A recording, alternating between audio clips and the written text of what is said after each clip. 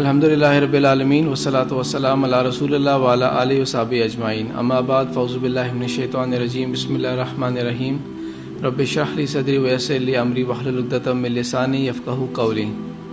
اور پہلے جو 3 کلاسز گزر چکی ہیں ان کے اندر آپ کو مسلمانوں کی جو ہسٹری گزر چکی ہے اس کی جو گولڈن ایج تھی اس کی چند ہائی لائٹنگ پوائنٹس، سارے نہیں، جس طرح لاسٹ کلاس کے اندر جو میں نے کہا تھا کہ جو زیادہ مشہور مسلم سائنٹسٹ ہیں ان کو تو میں نے ذکر نہیں کیا تھا، کوئی اور نام لیے تھے جو کہ زیادہ اتنے مشہور نہیں ہیں لیکن ان کی تو ہیوج کنٹریبیوشنز ہیں۔ تو اسی طرح جو اسلامک ہسٹری گزری ہے اس میں ظاہری بات ہے کہ جیسا میں نے بتایا تھا کہ حضرت ابو بکر صدیق رضی اللہ تعالیٰ عنہ کا 2 سال کا دور تھا، حضرت عمر کا 10 سال کا، حضرت عثمان کا تقریباً 12 سال کا، 4 سال کا تقریباً حضرت علی کا۔ تو یہ جو سارا دور ہے جو 30 سال ایک حدیث کے اندر بیان کیے تھے، تو وہ ظاہری بات ہے اس کی ساری باتیں تو نہیں بتائیں آپ کو، اس کی تو بہت تھوڑی سی باتیں بتا دی ہیں۔ اور آج کل کے حساب سے جو کچھ چیزیں جو ریلیٹ ہوتی ہیں ان میں سے چند چیزیں بتا دیں۔ تو بہرحال یہ وہ ایک ایسا دور تھا جس کو ویسٹ کہتا ہے اپنے وقت کے اندر ڈارک ایجز۔ وہ ڈارک ایجز کیوں کہتا ہے؟ کیونکہ وہ یہ کہتا ہے کہ یہ جو اتنے 100 سال گزرے تھے اس میں نہ تو ہم لوگ کوئی ترقی، اپنی بات کر رہے ہیں، وہ ہم کوئی ترقی کر سکے تھے لٹریچر کے اندر، نہ کوئی سائنس کے اندر، نہ کوئی میتھمیٹکس کے اندر، نہ کوئی آرکیٹیکچر کے اندر، کوئی آرٹس کے اندر، کسی چیز کے اندر ہم لوگ کوئی ترقی نہیں کر سکے تھے۔ تو وہ اس کو کہتے تھے ڈارک ایجز۔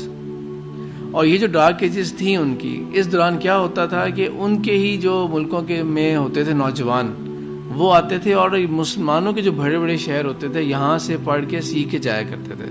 جس طرح میں نے اسپین جو الاندلس نام کہلاتا تھا، اسپین، پورچوگل، یہ سارا جو بڑا علاقہ تھا، تو اس کے اندر میں نے بتایا تھا کہ مسلمانوں کی بہت مشہور 3 بڑی یونیورسٹیز تھیں، تو وہاں سے آ کے جو دوسرے یورپین کنٹریز کے جو لوگ ہوتے تھے، اور وداؤٹ اینی ڈسکرمنیشن، یہ نہیں کہ کوئی کرسچن ہے یا کوئی جو ہے یا کوئی اور کسی تھرڈ ریلیجن کو بلانگ کرتا ہے تو اس کو نہیں ایڈمیشن ملے گا وہاں پہ، وداؤٹ اینی ڈسکرمنیشن اس چیز کو پھیلایا جاتا تھا۔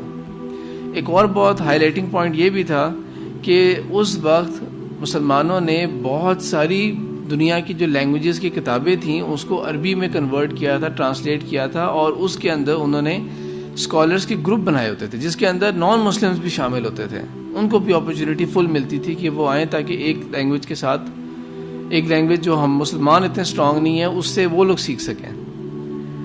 تو بہرحال یہ جو ایک گولڈن ایج کا ٹائم تھا ہر لحاظ سے، سوشل پوائنٹ آف ویو سے بھی، کہ اگر آپ کرائم ریٹ دنیا کا اب دیکھیں تو دنیا کا کرائم ریٹ کہاں جا رہا ہے، لیکن اس وقت کیا کرائم ریٹ ہوتا تھا؟ بہت کم واقعات ہیں، بہت کم واقعات ہیں، ہزاروں کے حساب سے۔ آج کل کسی ایک ملک کے اندر بھی کوئی کیس ہوں گے، زیادتی کے کیسز ہزاروں کے حساب سے کسی ایک ملک کے اندر ہوں گے، چوری کے ہزاروں لاکھوں کے حساب سے ہوں گے کیسز جو رپورٹڈ ہوتے ہیں اور جو ان رپورٹڈ دونوں۔ پھر قتل کے کتنے کیسز ہوتے ہیں، کتنے پرابلمز ہوتے ہیں۔ آپ اسلامک ہسٹری پڑھیں، بہت ہی کم واقعات آپ کو ملیں گے، کیونکہ اس کی وجہ یہ تھی کہ نظام ایسا بن چکا تھا کہ نمبر 1 یہ کہ کوئی شخص جو تھا وہ مجبوری کی حالت میں چوری نہیں کرتا تھا۔ اگر کوئی اور تھے، چور تھے جو پروفیشنل چور آپ کہہ لیں، یا کوئی اس طرح کا کیس تھا، تو وہ قانون اتنا اسٹرانگ تھا، نظام اتنا سیکیور تھا کہ ایسی سوسائٹی ایگزسٹ کر نہیں سکتی تھی، ایسا ماحول ایگزسٹ نہیں کرتا تھا کہ جہاں پہ جرائم جو تھے وہ پریویل کر سکیں۔ پھر اس کے حساب سے یہ کہ جتنے بھی دور گزرا مسلمانوں کا، اس کے اندر آپ یہ دیکھیں کہ بغاوتیں کتنی ہوئی ہیں یا ریولٹس کتنے ہوئے ہیں، بہت ہی کم۔ اتنے ہیوج سال گزرتے رہے ہیں، اس کے اندر آپ دیکھیں کہ اسٹیبلٹی کے دور رہے ہیں یہ ریولٹس، یا جو ہوتا ہے کہ عوام سڑکوں پہ نکل آتی ہے اور اپنی حکومت کے خلاف کہہ رہے ہوتے ہیں، یہ واقعات بہت کم ہوئے۔ اس وجہ سے نہیں کہ یہ کہتے ہوئے کہ نہیں جی بہت ظلم ہوتا تھا اس وجہ سے یا کچھ نہیں، اس وجہ سے نہیں، بلکہ اس وجہ سے کہ جو شریعت کے جو اکثر و بیشتر جو قوانین تھے وہ نافذ تھے۔ جس طرح رسول اللہ صلی اللہ علیہ وسلم کی ایک حدیث ہے ابن ماجہ کی کہ آپ صلی اللہ علیہ وسلم نے فرمایا ہے، اقامت حد من حدود اللہ، اللہ تعالیٰ کی حدوں میں سے کسی ایک حد کا بھی قائم کرنا، خیر المطر 40 لیلۃ، وہ 40 رات کی بارش سے زیادہ خیر و برکت لے کے آتا ہے۔ ابن ماجہ کی حدیث کیا ہے کہ ایک حد کو اللہ تعالیٰ کے قانون کا کوئی ایک حصہ بھی اگر آپ نے نافذ کر دیا تو وہ 40 رات کی بارش سے زیادہ خیر و برکت لے کے آتے ہیں۔ تو وہ خیر و برکت کا مظہر تھا جو اسلامک ہسٹری کے اندر رہا تھا۔ پھر یہ کہ اس وقت کو کرنٹ ٹائم کو کس چیز کا دور کہا جاتا ہے؟ سائنس اور ٹیکنالوجی کا دور کہا جاتا ہے. تو سائنس اور ٹیکنالوجی نے ہمیں کیا چیزیں دی ہیں؟ کچھ چیزیں بتائیں. سائنس اور ٹیکنالوجی کی کیا کیا چیزیں ہیں جو آپ لوگ یوز کرتے ہیں, جو آپ کہہ سکتے ہیں کہ یہ ہے اس وقت کی خاص بات جو پہلے نہیں تھی؟ موبائلز, اب گاڑیاں یوز کرتے ہیں, وہیکلز ہو گئیں, ایروپلینز ہو گئے, ایروپلینز ہو گئے, یہ بجلی جو ہم یوز کر رہے ہیں, جو ویڈیو ریکارڈنگ ہو رہی ہے, آڈیو ریکارڈنگ ہو رہی ہے, یہ تمام چیزیں جو ہیں, ای میل کا سسٹم, انٹرنیٹ وغیرہ, یہ تمام چیزیں کیا ہیں؟ سائنس اور ٹیکنالوجی ہے. یہ اس سے کیا ہوگا اس سے کمیونیکیشن ایزی ہو جائیں گی, لوگوں کو آسانیاں ہوں گی, وغیرہ وغیرہ, اپرچونیٹیز لوگوں کو زیادہ مل جائیں گی. لیکن اس کے برعکس ایٹ دا سیم ٹائم یہی جو سائنس اور ٹیکنالوجی ہے, اس نے دنیا کو کیا دیا ہے؟ فرسٹ ورلڈ وار ہوئی تھی دنیا کے اندر, جس کے اندر بہت سارے ملک جو تھے وہ لڑ پڑے تھے آپس میں 1914 کے اندر. اور کیا دیا ہے اس سائنس ٹیکنالوجی نے؟ 1939 کے اندر جب ورلڈ وار 2 شروع ہو گئی تھی, پھر بے شمار سول وارز ہوتی رہی ہیں پوری پچھلے صدی کے اندر. پچھلے جو پوری صدی تھی, یہ جو سینچری ختم ہوئی ہے, ابھی تو 21st ہے نا, جو 20th سینچری تھی اس کو اگر آپ دیکھیں تو وہ ریولوشنز ہی ریولوشنز, ریوولٹس, قتل و غارت, سول وارز اس کی تھی. میس کلنگز ہوتی رہی ہیں بہت زیادہ خطے کے اوپر, بہت زیادہ زمین کے حصے اور تاریخ کے بہت سالوں کے اوپر قتل و غارت ہوتا رہا ہے. ابھی آپ دیکھیں کہ یہی جو مڈل ایسٹ ہے سارا ہے, یہ کس طرح جل رہا ہے, کس طرح تباہ ہو رہا ہے. جب تک فلسطین اور یروشلم جو ہے یہ مسلمانوں کے آٹومن امپائر کے انڈر تھا, تو آپ تب دیکھیں وہاں پہ کیا ہوتا تھا, قتل و غارت کے دیکھ لیں کتنے کیسز ہوتے تھے, یا کیا ہوتا تھا, جیوز کو آنے کی اجازت تھی وہاں پہ, وہ آیا بھی کرتے تھے, کرسچنز آیا کرتے تھے, ایک انٹرنیشنل سٹی کی طرح وہ ریکگنائز تھی. لیکن جب سے یہ UN نے اس کو لیا, اور خاص طور پہ 1917 کے اندر بالفور ڈکلیریشن UK کے انڈر آ گیا وہ, اور UK نے اس کو رائٹس دے دیے جیوز کو کہ وہ آ کے رہ سکتے ہیں. اور اس کے بعد آہستہ سے کر کے 30 ایئرس کے بعد پھر اپروکسیمیٹلی ایگزیکٹ 31 ایئرس کے بعد اسرائیل کا اسٹیٹ بن گیا. تب سے لے کے اب تک دیکھیں پورا مڈل ایسٹ جو ہے یہ کس قدر تباہ ہو رہا ہے, نقشے پہ نقشے چینج ہو رہے ہیں. مثال کے طور پہ ایک ملک ہوتا تھا ٹرانس جارڈن, وہ ملک کہاں گیا؟ یہ ملک کہاں ایگزسٹ کرتا تھا؟ یہ ملک ایگزسٹ کرتا تھا جو جارڈن والا علاقہ ہے, سیریا اور یہ اس علاقے کے اندر ایک جگہ ہوتی تھی, ایک اسٹرپ ہوتی تھی ٹرانس جارڈن. آٹومن امپائر کے جو تھے وہ بالکل ہی ختم ہو گئے تھے. پھر ابھی آپ دیکھیں ابھی کیا ہو رہا ہے, 2010-11 سے عرب سپرنگ کے نام سے مختلف عرب ملکوں کے اندر ایک بادشاہوں کے خلاف ایک ریوولٹ ہونا شروع ہوا تھا. لیکن اس کا نتیجہ کیا نکلا ہے؟ اتنے لوگ سیریا اور عراق کے اندر مارے جا چکے ہیں کہ کوئی انٹرسٹ بھی نہیں لے رہے اب ہم لوگ. یہ تو ہیڈ لائن بھی نہیں اب سمجھی جاتی, اس کو کوئی انٹرسٹ لینے کی ضرورت ہی نہیں ہے اس چیز کو. تو یہ جو ہے ایک ہمارا تھا, پاس تھا ہمارا گولڈن. لیکن ابھی کے حالات کیا ہیں, اس وقت کے حالات کیا ہیں, کرنٹ سٹیٹ کیا ہے؟ جس طرح اقبال نے کہا وہ شکوہ, جواب شکوہ کے اندر, تھے وہ آبا تمہارے مگر تم کیا ہو. وہ ٹھیک ہے تمہارے آبا و اجداد تھے, انہوں نے اتنی ترقی کی, انہوں نے اتنا کچھ کیا تھا, دین کے لیے بھی بہت کچھ کیا. میں نے آپ کو امام بخاری کا ان کے کریکٹر اور اخلاق کا ایک آپ کو واقعہ سنایا تھا, وہ ان کا کریکٹر اور اخلاق تھا. ہمارا کریکٹر اور اخلاق کیا ہے؟ تمہارا تو اس کے نزدیک بھی نہیں کہیں سے گزرتا. اسی طرح یہ کہ جو لوگ مسلمانوں کے جنہوں نے اتنی بڑی بڑی انوویشنز کی تھیں جو کہ آج کل ہم لوگ سوچ بھی نہیں سکتے کہ اس کے بغیر کوئی چیز ایگزسٹ کر سکتی ہے, تو وہ تو انہوں نے انوینشنز کر دیں. ہم نے کون سی انوینشن کی ہے؟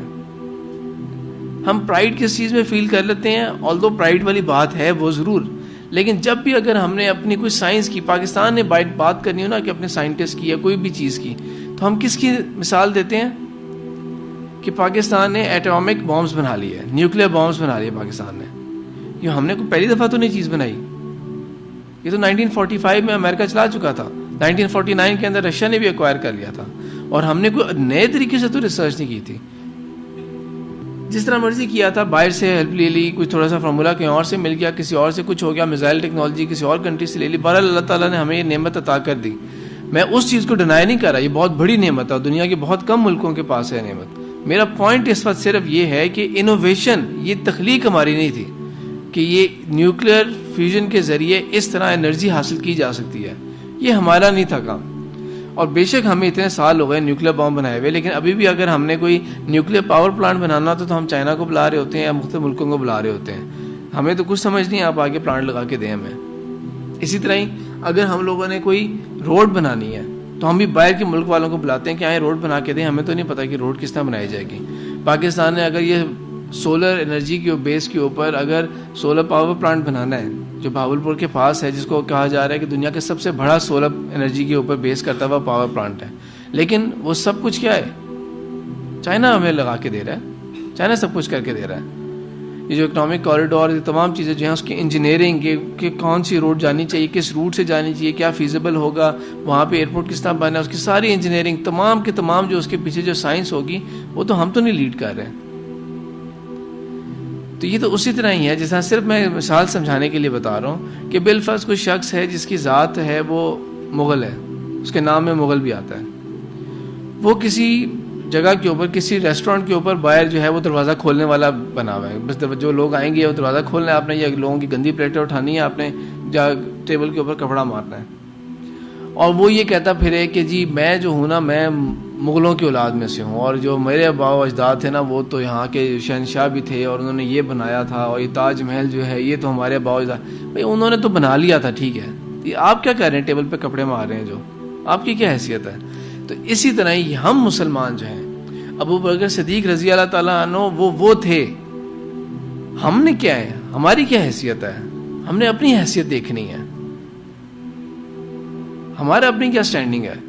وہ گولڈن ایج تھی وہ، لیکن اس وقت کی جو اب ہمارے اوپر ڈارک ایجز ہیں، جو ہمارے اوپر اس وقت تاریکی ہے، اور اس کے اندر جو اسکیپ گوٹ بنا ہوا ہے، جو اصل میں تھوڑا سا سلینگ سا لفظ یوز کرنے لگا ہوں، لیکن جو اصل میں اس وقت پوری دنیا میں رگڑا کھا رہے ہیں، جہاں مرضی جنگیں ہو رہی ہیں، جو مرضی ہو رہا ہے دنیا کے اندر، لیکن جو اصل میں رگڑا کھا رہے ہیں وہ کون ہے؟ سارے مسلمان ہیں، سارے مسلمان ہیں. تو ڈارک ایجز جو ہیں، اور جو ان کا جو یورپ اور ان کنٹریز کا جو پیک ہے، جس کے اوپر وہ، جس کے سہارے، جس کے اوپر چڑھ کے اور جس کو ایکسپلائٹ کر کے وہ کر رہے ہیں، وہ سارا رگڑا جو ہے وہ ہم لوگ کھا رہے ہیں، ہم مسلمان کھا رہے ہیں. اور اس بارے میں ہم مسلمانوں نے کیا کیا؟ ہم نے کچھ بھی نہیں کیا، اور نہ ابھی ہم کچھ کرنا چاہ رہے ہیں، نہ ہماری کوئی پلاننگ میں سے ہے، نہ کسی دنیا کی کسی بڑے مسلم لیڈر کی پلاننگ میں کوئی چیز ہے کہ ہم نے اس ذلت اور رسوائی سے کس طرح نکلنا ہے. آخر وہ راستہ کیا ہے؟ جو سوال آپ لوگوں کے ذہن میں ہے نا کہ اب واپسی کا راستہ کیا ہے، دوبارہ ہم کس طرح حاصل کر سکتے ہیں، یا ہم اتنا ڈاؤن فال کیوں آیا ہے، یہ تو تقریباً ہر ایک ایمیچور کی ذہن میں آتا ہے. جس کے تھوڑا سا ذہن بھی اس طرف ڈیولپ ہونا شروع ہوتا ہے، یا تھوڑا سا اس کو ہسٹری ہے، کوئی بھی معمولی سی بات ہی بتائی جائے، تو یہ آبویس چیز ذہن میں جو آتی ہے وہ یہ ہوتی ہے کہ تو اب کیا ہوا ہمیں، اور ہم واپس کیوں نہیں اٹھ پا رہے، یا کس طرح اٹھ سکتے ہیں دوبارہ، کیا راستہ ہو سکتا ہے کہ ہم دوبارہ جو ہے وہی مقام حاصل کر سکیں جو ہمیں پہلے حاصل تھا. تو مسند احمد کی ایک حدیث آپ کو بتانا چاہوں گا میں ابھی. ان حذیفہ قال رسول اللہ صلی اللہ علیہ وسلم، حذیفہ رضی اللہ تعالیٰ سے روایت ہے کہ انہوں نے کہا کہ رسول اللہ صلی اللہ علیہ وسلم نے فرمایا، تکون نبوۃ فیکم ما شاء اللہ ان تکون. مسلمانوں سے خطاب کرتے ہوئے، صحابہ سے خطاب کرتے ہوئے، لیکن پوری امت مراد تھی، آنے والے تمام لوگ، میں اور آپ سب لوگ شامل ہیں اس میں، کہ تمہارے مابین نبوت قائم رہے گی جب تک اللہ چاہے گا کہ قائم رہے. ابھی رسول اللہ صلی اللہ علیہ وسلم کا مسلمانوں صحابہ کے ساتھ کتنا اور ساتھ تھا یہ اللہ جانتے ہیں. جب رسول اللہ صلی اللہ علیہ وسلم یہ بات کہہ رہے تھے، جب تک اللہ چاہے گا، جب تک اللہ تعالیٰ کا خاص کوئی حکمت پوری نہیں ہو جاتی، خاص ایک وقت نہیں ہو جاتا، تب تک اللہ تعالیٰ اس کو قائم رکھے گا. سب سے خوبصورت بات کیا ہے نبوت کی؟ کہ ہر وقت ایک ایسی ہستی درمیان موجود ہے جو اللہ تعالیٰ سے ڈائریکٹ، جس کے اوپر وحی آ رہی ہے، جن کی ہدایت کی ذمہ داری ہے اللہ تعالیٰ کے اوپر، جو بہترین ہے تمام انسانوں میں، جتنے بھی مخلوقات ہیں ان تمام میں بہترین ہے. امام الانبیاء بھی ہیں، اور جتنے بھی اللہ تعالیٰ نے تخلیق کیا ہے، فرشتے، انسان، جتنے بھی ہیں، جنات وغیرہ، سب میں بہترین، تخلیق میں سب سے بہترین مقام کے اوپر ہے. کوئی انسانوں کو، کوئی مسلمانوں کو کوئی پریشانی کچھ ہوتی تھی، کیا کرتے تھے؟ سیدھا جاتے تھے رسول اللہ صلی اللہ علیہ وسلم کے پاس، ان کی محفل میں بیٹھا کرتے تھے. نماز کے بعد، فجر کی نماز کے بعد خاص طور پہ آپ صلی اللہ علیہ وسلم کا معمول ہوتا تھا کہ وہ بیٹھے رہتے تھے مسجد میں اور صحابہ سے بات بھی کرتے تھے، باتیں کیا کرتے تھے، صحابہ اپنے باتیں پوچھتے تھے. تو آپ کے پاس ایک ایسا بندہ موجود ہے جس کی گارنٹی ہے اور اللہ تعالیٰ ان کے ذریعے بلکہ دوسرے تمام لوگوں کو ہدایت دے رہے ہیں. تو وہ ہستی موجود تھی، بہت خاص رحمت اللہ تعالیٰ کی. ایک میں نے جو سب سے پہلی کلاس لی تھی رمضان سے پہلے، اس کے اندر میں نے کیا کہا تھا کہ تمام نعمتوں میں سب سے بڑی نعمت جو اللہ تعالیٰ نے مجھے اور آپ کو دی ہے وہ کیا ہے کہ ہمیں گفٹڈ مسلمان پیدا کر دیا، اور اوپر سے یہ بھی موقع دیا کہ ہم لوگ اپنے اس ایج کے اندر، جس ایج میں کچھ اور کام کرنا چاہیے تھا، ہمیں دنیا کے پوائنٹ آف ویو سے ہمیں کچھ اور کام کرنا چاہیے تھا، تو ہم لوگ یہاں پہ دین کے نام پہ کوئی دین کا علم حاصل کرنا چاہ رہے ہیں، کوئی ہدایت حاصل کرنا چاہ رہے ہیں، اللہ تعالیٰ سے خیر طلب کرنا چاہ رہے ہیں. تو یہ میں نے کہا تھا کہ سب سے بڑی نعمت ہے، لیکن سب سے بہترین اس کے اندر مسلمان ہونے میں سب سے بہترین لوگ وہ رہے، سب سے زیادہ رحمت اللہ تعالیٰ کی ان لوگوں کے ساتھ ہوئی جو رسول اللہ صلی اللہ علیہ وسلم کا ساتھ جن کو نصیب ہوا، مسلمان بھی ہوئے اور آپ صلی اللہ علیہ وسلم کا ساتھ بھی ان کو نصیب ہوا. تو رسول اللہ صلی اللہ علیہ وسلم نے فرمایا یہ قائم رہے گی، اس کی خیر و برکت رہیں گی، موجود رہیں گی جب تک اللہ چاہے گا. ثم يرفعها اذا شاء ان يرفعها، پھر اللہ تعالیٰ جب چاہے گا اسے اٹھا لے گا، نبوت اٹھا لے گا. کیا مطلب ہوا اس کا؟ رسول اللہ صلی اللہ علیہ وسلم کا جو ٹائم تھا وہ پورا ہو گیا اور اللہ تعالیٰ کی طرف واپس چلے گئے. زندگی ان کی جو تھی، اللہ تعالیٰ نے جس مقصد کے لیے بھیجا تھا، اللہ تعالیٰ نے ان کو واپس بلا لیا. اللہ تعالیٰ اٹھا لے گا اسے، نبوت کو. اور کیونکہ رسول اللہ صلی اللہ علیہ وسلم آخری نبی ہیں، خاتم الانبیاء ہیں، تو اس لیے اب وحی کے دروازے بند، ہمیشہ کے لیے بند. بنی اسرائیل کے ساتھ اللہ تعالیٰ نے خاص رحمت کی تھی. وہ یہ رحمت تھی کہ ان کی جو تاریخ تھی موسیٰ علیہ السلام سے لے کے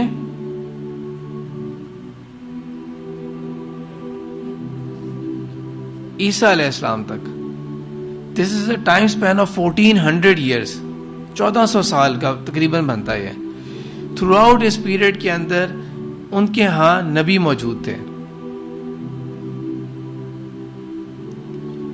رسول اللہ صلی اللہ علیہ وسلم نے فرمایا ہے کانت بنی اسرائیل تسوسہ الانبیاء، بنی اسرائیل کے جو معاملات تھے وہ انبیاء کے ہاتھوں میں تھے. کلما ہلک نبی خلف نبی، جیسے کوئی نبی فوت ہوتا تھا ان میں سے کوئی اور نبی آ جایا کرتا تھا، یعنی کہ کسی اور شخص کے اوپر وہی آنا شروع ہو جایا کرتی تھی. تو اللہ تعالیٰ کی خاص رحمت کیا تھی کہ ہر وقت ایک بندہ ایسا موجود ہے، ایک ہستی ایسی موجود ہے جو نبی ہیں اللہ تعالیٰ کے. لیکن یہاں پہ کیا ہوا کہ رسول اللہ صلی اللہ علیہ وسلم کے ساتھ یہ آخری جو امت تھی یہ آئی، اور رسول اللہ صلی اللہ علیہ وسلم آخری رسول اور نبی بھی تھے. اب وہی کے دروازے بند. لیکن آپ صلی اللہ علیہ وسلم نے یہ فرما دیا ثم تکون خلافتا علی منہاج النبوہ، لیکن اس کے بعد پھر خلافت کا دور آئے گا جو کہ نبوت کے عین نقش قدم پر ہوگا، right on the footsteps of نبوہ. جس پیٹرن کے اوپر رسول اللہ صلی اللہ علیہ وسلم چھوڑ کے گئے تھے، جس راستے کے اوپر رسول اللہ صلی اللہ علیہ وسلم چھوڑ کے گئے تھے، وہ اسی راستے کے اوپر ہوگا.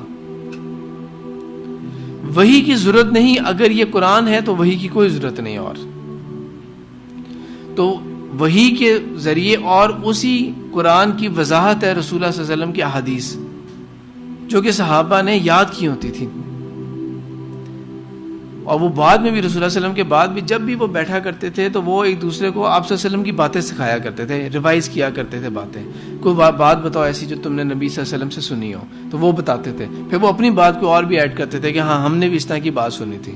اور وہی باتیں چلتے چلتی ساری تقریباً ہمارے پاس حدیث کی کتابوں کے اندر موجود ہو گئی، بہت بہترین کیٹیگرائزیشن کے ساتھ. محدثین نے جس کے اوپر بہت بہترین کام کیا کہ اب میرے اور آپ کے جیسا بندہ جو کہ اصول الحدیث اور علوم الحدیث کے اندر نہیں واقف، اس کے لیے بہت سمپل سا کام ہے کہ جو کیٹیگرائزیشن کر دی ہے محدثین نے، ہم ان کے اوپر ٹرسٹ کرتے ہوئے ہم اس کو پڑھتے جائیں. اور یہ آپ صلی اللہ علیہ وسلم نے فرمایا تھا یہ صحیح سند کے ساتھ ہے، یہ حسن سند کے ساتھ ہے وغیرہ.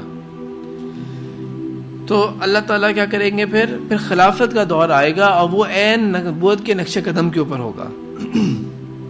ثم يرفعها اذا شاء ان يرفعها، پھر اللہ تعالیٰ اسے بھی اٹھا لے گا جب اللہ چاہے گا کہ اسے اٹھا لے.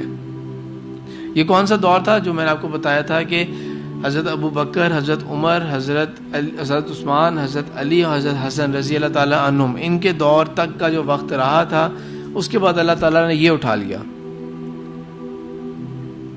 اب آگے کے لیے کیا فرمایا؟ ثم تکون ملکا عاجزا، پھر اس کے بعد موروثی بادشاہت آ جائے گی، ملوکیت آ جائے گی، موروثی بادشاہت، کہ ایک کے بعد دوسرا جو ہے وہ بادشاہ ہوگا، اس کی اولاد میں سے بادشاہ ہوگا، چاہے وہ کوالیفائی کرتا ہے نہیں کرتا، وہ متقی ہے نہیں ہے، اس کو امت کی پرابلمز کی کیئر ہے نہیں ہے، وہ اسلام کے ویژن کو آگے بڑھا رہا ہے، لے کے چل رہا ہے نہیں چل رہا، ڈزنٹ میٹر ایٹ آل. بلکہ تھوڑے اور ایکسٹریم کیسز کے اندر وہ نماز اور روزے کا بھی پابند ہے کہ نہیں ہے، اس کے اندر کوئی غلط حرکتیں تو نہیں ہیں، اس کے اندر کوئی اس کا کریکٹر خراب تو نہیں ہے، اس کی راتیں پاک ہیں کہ نہیں ہیں، وہ تمام کوالٹیز ہیں نہیں ہیں، نو ون کیئرز. تو یہ جو ہے وہ بادشاہت آ گئی. اسی پیٹرن کی بادشاہت جو پہلے ہوتی تھی، پہلے بادشاہتیں کیا ہوتی تھی کہ بادشاہ جو ہے اس کا ہر بات جو ہے وہ حرف آخر ہے، جو اس نے کہہ دیا، جو اس کی خواہش ہوئی. ملک کے تمام جو ریسورسز ہیں وہ اس کے ہاتھوں میں ہوتے تھے. خلافت کے اندر کیا ہوتا تھا، اس قدر انڈیویجولز کو رائٹس حاصل تھے، عام آدمی کو اتنے رائٹس حاصل ہوتے تھے کہ حضرت عمر بن خطاب رضی اللہ تعالیٰ عنہ ایک دن جمعہ والے دن خطبہ دینے کے لیے کھڑے ہوئے، تو اس سے پہلے حضرت عمر نے مسلمانوں کے ہاں کوئی جو مال غنیمت میں سے سامان آیا تھا، ان میں سے کپڑے جو تھے وہ ہر ایک کو ایکولی ڈسٹریبیوٹ کیے تھے. حضرت عمر جب خطبہ دینے کے لیے کھڑے ہوئے تو صحابہ کھڑے ہو گئے، سلمان فارسی رضی اللہ تعالیٰ عنہ جو کہ عرب بھی نہیں تھے وہ کھڑے ہو گئے، اور صحابہ جو تھے انہوں نے بھی ان کو سیکنڈ کیا، اور جو لوگ تھے نہیں بھی صحابہ تھے انہوں نے بھی سیکنڈ کیا. انہیں کیا کہا، انہوں نے کہا نہ تو ہم آپ کا خطبہ سنیں گے نہ مانیں گے، پہلے اس کو جسٹیفائی کریں کہ یہ آپ نے جو لباس پہنا ہوا ہے یہ آپ نے کس طرح انصاف سے لیا ہے. کیونکہ جو مال تقسیم ہوا تھا، جو کپڑا تقسیم ہوا تھا، وہ ایک خاص لینتھ کا تھا، بہت بڑا کپڑا نہیں تھا. اور حضرت عمر بن خطاب رضی اللہ تعالیٰ عنہ جو تھے وہ بہت قد والے تھے، بلکہ ان کے بارے میں یہ بھی آتا ہے کہ وہ جب چلتے تھے تو لوگوں میں چلتے تھے تو یوں معلوم ہوتا تھا کہ شاید وہ کسی سواری کے اوپر سوار ہیں، اتنی ہائٹ والے تھے وہ. تو ایک لباس جو ہے یہ آپ کو پورا نہیں آ سکتا جبکہ آپ نے پورا بنایا ہوا ہے. وہ جو اگر ڈسٹریبیوٹ ہوتا تھا اس کا مطلب ہے کہیں گڑبڑ ہوئی ہے کوئی. اس کو پہلے جسٹیفائی کریں تو پھر ہم بات سنیں گے. تو اس کے اوپر کیا ہوا، یہ نہیں کہ حضرت عمر غصے میں آ گئے کہ تمہیں میرے اوپر اعتماد نہیں ہے اور تم لوگ کس طرح کے میرے جو ہو میرے انڈر آنے والے ہو کہ تم لوگ. انہوں نے کیا کہا، انہوں نے اس کے لیے اپنے بیٹے کو کہہ دیا کہ جسٹیفیکیشن دو اس بات کی. تو انہوں نے کیا بتا دیا کہ جو میرے حصے کا کپڑا آیا تھا وہ میں نے اپنے والد کو گفٹ کر دیا تھا تاکہ وہ اپنا ایک کمپلیٹ ڈریس بنا سکیں. جب یہ جسٹیفیکیشن آ گئی پھر انہوں نے کہا ٹھیک ہے اب ہم آپ کی بات سنیں گے، اب آپ نے جو کہنا کہیں. آپ اس قدر آزادی تھی مسلمانوں کو کہ ایک عام شہری جو ہے وہ خلیفہ کے اوپر ڈائریکٹ تنقید کر سکتا ہے، اگر وہ تنقید والی بات ہے تو ڈائریکٹ تنقید کی جائے. حضرت عمر بن خطاب نے، حضرت عثمان نے کئی گورنرز بدلے تھے، خاص طور پہ عراق کے صوبے کے اوپر جو بصرہ یہاں پہ لگائے ہوئے تھے عوام کو خوش کرنے کے لیے کہ عوام جو ہے وہ جس طرح چاہ رہی ہے ان کی نیڈز کو میٹ کرنے کے لیے. لیکن بادشاہت کے اندر یہ نہیں ہوتا تھا، بادشاہت کے اندر تو ظلم ہوتا تھا. بادشاہت کے خلاف کوئی بات ہوئی ہے تو بادشاہ جو ہے وہ ظلم کے مبنی کوئی بھی حکم دے سکتا ہے. تو یہ دور آنا شروع ہو جائے گا، یعنی کہ اسلام کا ڈکے ہے، لیکن یہ ہے گریجول ڈکے. اسلام کے احکامات آہستہ آہستہ کر کے اترنا شروع ہوں گے. اور یہ دور جو ہے یہ مختلف فیزز میں رہا ہے، کوئی ایک نہیں رہا. جیسے بنو امیہ کا دور تھا، پھر بنو عباس کا دور آیا. لیکن بنو عباس کس طرح آئے تھے؟ بنو امیہ کے خاندان کے لوگوں کو مارا تھا، انہوں نے قتل کیا تھا، میسیکر کیا تھا. وہ بلکہ بنو امیہ میں سے ہی ایک تھے جو بچ کے چلے گئے تھے، جو اندلس کے علاقے کے اندر پھر جا کے انہوں نے اپنے وہاں پہ خلافت کا اعلان کیا تھا. لیکن ان کے بھی بیٹوں کے اندر پہ جھگڑا پڑ گیا تھا. کیونکہ وہ جو برکت والی بات تھی اس سے ہٹنا شروع ہوئے تھے، تو اس لیے یہ معاملات جو تھے یہ ٹوٹ پڑنی شروع ہوئی تھی. وہ میں آہستہ سے کر کے آپ کو حدیثیں آپ بھی بتاتا جاؤں گا.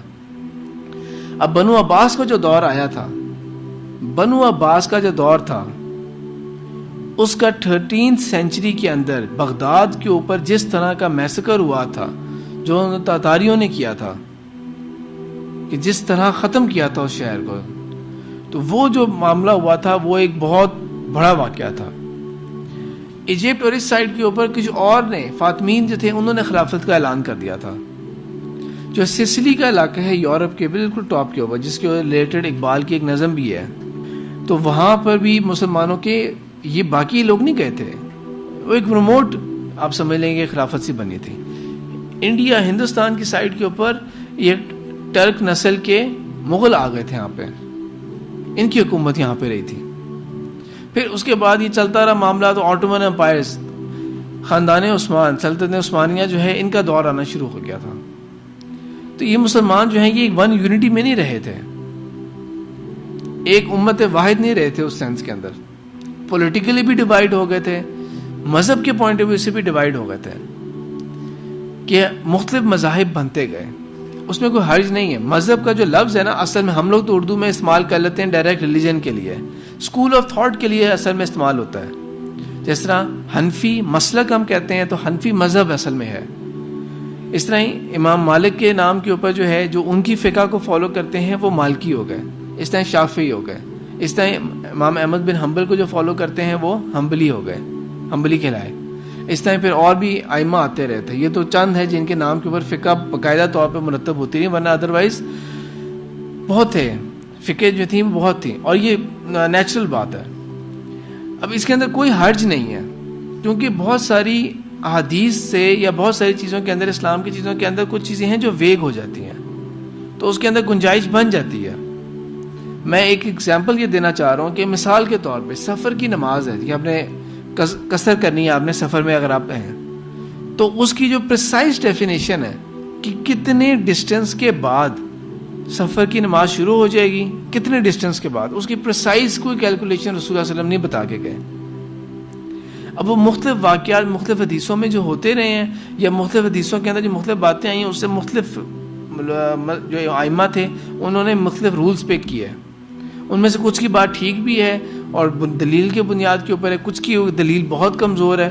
لیکن بہرحال ایک پوائنٹ ہے ایسا جو سمجھانا میں یہ چاہ رہا ہوں کہ آپ صلی اللہ علیہ وسلم نے جن چیزوں کے اوپر بہت پریسائز ہو کے بات نہیں بتائی تھی ان کے اندر تھوڑا بہت گنجائش تھی. لیکن اس کے اوپر سختی کہاں پہ آ گئی؟ جب یہ کہہ دیا کہ جو میں کہہ رہا ہوں نا یہ تو اسلام ہے، لیکن یہ جو باقی کہہ رہے ہیں یہ تو اسلام کے دائرے سے نکل چکے ہیں، اور ایک دوسرے کو، مسلمانوں کو ہی، پریکٹسنگ مسلمز کو ہی کہنا شروع کر دیا کہ نہیں یہ تو ریجیکٹڈ ہیں، یہ تو کافر ہیں، یہ تو بہت بڑے بڑے فتوے لگانے شروع کر دیا. تو اس کے اندر ود ٹائم ریجیڈیٹی بڑھتی رہی. جو ائمہ خود تھے انہوں نے نہیں، لیکن ان کے فالوورز نے ریجیڈیٹی بڑھاتے رہے. پولیٹیکلی اسلام ڈیوائیڈ ہو گیا، سیکس میں اس طرح ڈیوائیڈ ہو گیا، زبان کی بنیاد کے اوپر علیحدہ ڈیوائیڈ ہوتے گئے تھے، نسل کی بنیاد کے اوپر دوبارہ ڈیوائیڈ ہوتے گئے تھے. جبکہ وہ تمام چیزیں، یہ تمام چیزیں کیا تھیں؟ یہ تمام چیزیں کیا ہیں؟ یہ تو ساری کی ساری جو ہیں یہ اسلام کے امبریلا کے اندر آتی ہیں. لیکن ہم نے اس کی بنیاد کے اوپر مسلمانوں نے کیا کیا؟ تقسیم پیدا کرنی شروع کر دی تھی. تو بہرحال یہ جو ملوکیت تھی اس کے اندر جو تھا، اس کے اندر کچھ اچھے بادشاہ بھی آئے ہیں، اچھے خلیفہ بھی آئے ہیں، جیسے ہارون رشید کا دور جو تھا، مامون رشید کا جو دور تھا، اور بھی اچھے آئے ہیں. جس طرح یہ اندلس کا جو دور گزرا تھا، اچھے بادشاہ آئے ہیں. لیکن وہ انڈیویجول ایگزامپلز ہیں، یہ نہیں کہا جا سکتا کہ ایز اے ہول یہ ایگزامپل فٹ بیٹھتی ہے. تو یہ دور رہا، بادشاہت آ گئی. اس کے بعد آپ صلی اللہ علیہ وسلم نے فرما دیا جب یہ اٹھا لی جائے گی تو اس کے بعد کیا آئے گا؟ ثم تکون ملکا جبریا.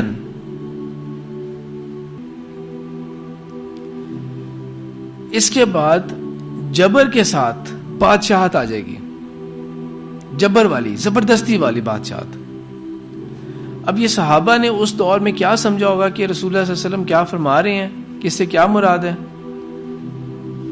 اس سے مراد اب ود ہسٹری ود ٹائم ہمیں سمجھ لگی کہ کیا مراد ہے. اس سے مراد یہ ہے کہ جب یورپ کے اندر گن پاؤڈر ایجاد ہو گیا اور انڈسٹریلائزیشن ہو گئی، سب سے آگے تو انگلینڈ تھا، اور انگلینڈ جو ہے وہ تقریباً باقی یورپ سے ترقی انڈسٹریلائزیشن کے پوائنٹ آف ویو سے 50 سال آگے تھا تقریباً، فرانس اور باقی اسپین اور ان کنٹری سے.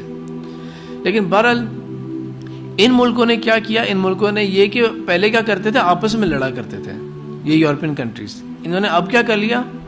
پوری دنیا ہمارے سامنے کھلی ہے، بھاگو جہاں بھاگنا ہے، جاؤ حاصل کر لو جو ملک نظر آ رہا ہے. تو یہی وہ دور ہے کہ جب ان کی فوجیں نکلتی رہی تھیں اور پوری دنیا کے اوپر جو ہے وہ قبضہ کرتے رہے انگلف کرتے رہے پوری دنیا کو. پوری دنیا کا اگر آپ نقشہ دیکھیں تو اسلام جہاں جہاں تھا صرف سینٹرل عرب کو چھوڑ کے جہاں جہاں اسلام تھا وہاں پہ کوئی نہ کوئی کنٹری کوئی نہ کوئی یورپین کنٹری کی کالونی بن گئی تھی. فرانس، اٹلی، برٹن، کچھ کیسز کے اندر پھر اسپین، ان تمام نے جہاں جہاں ان کا بس چلا تھا ان کی بادشاہت آ گئی تھی. اور جب ان کی بادشاہت ہے تو کون سی شریعت چلنی ہے؟ تو یہ مراد تھی رسول اللہ صلی اللہ علیہ وسلم کی کہ ایسی بادشاہت جو جبر والی، جس میں جبر ہوگا، سخت ناپسند کرے گی عوام لیکن کچھ نہیں کیا جا سکتا. اور کیوں انہوں نے آرام سے کانکر کر لیا تھا؟ کیونکہ ان کے پاس جو ایج حاصل ہو گیا تھا گن پاؤڈر کا، اس کا مقابلہ نہیں باقی ملک کر سک رہے تھے. جس طرح یہاں پر جب آئے تھے ہندوستان کے اندر تو یہاں پر کیا تھا؟ یہاں پہ تو ٹھیک ہے ہاتھی بہت بڑی فوج تھی، آرچز تھے، وہ نیز باز تھے اور بہت کچھ چیزیں تھیں اور تھیں، لیکن توپوں کا کیننز کا مقابلہ تو نہیں ہو سکتا تھا. تو اس لیے مسلمان جو تھے یہاں پہ انہوں نے شکست کھائی تھی، بڑے آرام سے شکست کھاتے گئے تھے. ہاں یہ بھی ہے، میں بیچ میں یہ بھی ایڈ کرتا جاؤں کہ جس نے ایسا نہیں ہوا کہ انہوں نے مسلمان جو تھے وہ لڑنے کے لیے کھڑے ہوتے تھے اور وہ ہراتے گئے صرف طاقت کے بل بوتے کے اوپر نہیں. مسلمانوں کی اپنی خامیوں کی وجہ کیا؟ مثلاً کیا جو آج کل کا بنگلہ دیش ہے، جب بنگال کی سائڈ کے اوپر انگریز آئے تھے ایسٹ انڈیا ٹریڈ کمپنی کے ذریعے، تو کون تھے وہاں پہ؟ مسلمانوں کے کون تھے وہاں پہ نواب یا جو ہیڈ کر رہے تھے؟ سراج الدولہ. اب سراج الدولہ کے ساتھ جو تھے ان کے اپنے لوگوں نے غداری کی تھی. اسی طرح کا معاملہ چلتا رہا تھا. لیکن جہاں پر کسی ایک نے بھی چاہے چھوٹے سے علاقے، مثال کے طور پہ ٹیپو سلطان کے بعد بہت تھوڑا سا علاقہ تھا، بہت یہ نہیں کہ پورا آدھا انڈیا جو ہے وہ ٹیپو سلطان کے پاور کے اندر آتا، لیکن تھوڑا سا علاقہ تھا.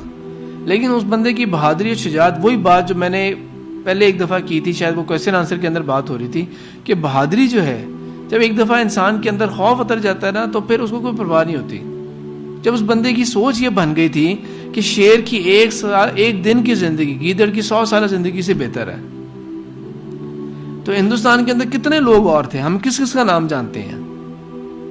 کسی کا نام نہیں جانتے. البتہ اس ایک شیر کا نام ضرور جانتے ہیں، ٹیپو سلطان کا. باقی کس کا نام جانتے ہیں ہم لوگ؟ کسی کا بھی نہیں. تو اس طرح مسلمانوں کی اپنی کمزوریاں، غداری، دنیا پرستی، ان تمام چیزوں کی وجہ سے وہ جو دشمن تھے ان کو موقع ملتا رہا تھا، وہ آگے بڑھتے رہتے.